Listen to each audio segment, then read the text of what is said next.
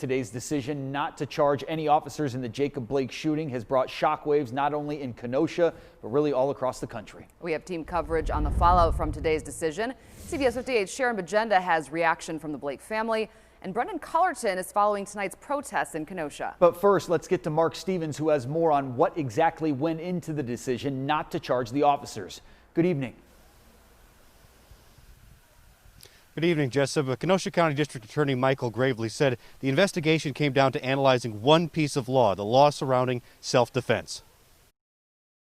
Did Officer Shesky reasonably believe that the shooting at Jacob Blake was necessary to prevent being stabbed by him or necessary to prevent someone else from being in imminent danger? Graveley says yes.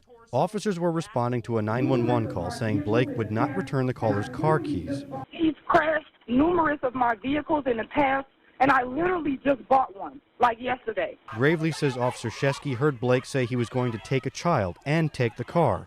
Officers also knew Blake had a felony arrest warrant, and Kenosha police policy requires them to make an arrest.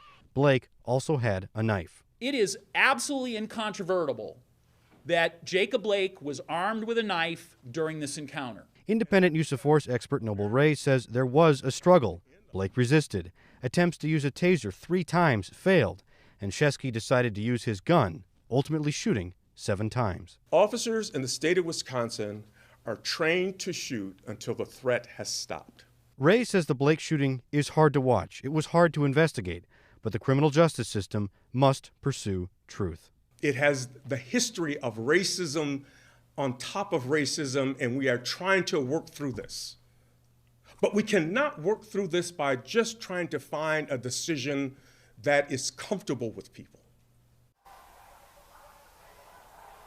Graveley says he wants a second opinion on his decision. The U.S. Attorney's Office is conducting a civil rights investigation into the case. Graveley says that office may be coming to a conclusion. The officers remain on paid administrative leave. Live in Kenosha, Mark Stevens, CBS 58 News.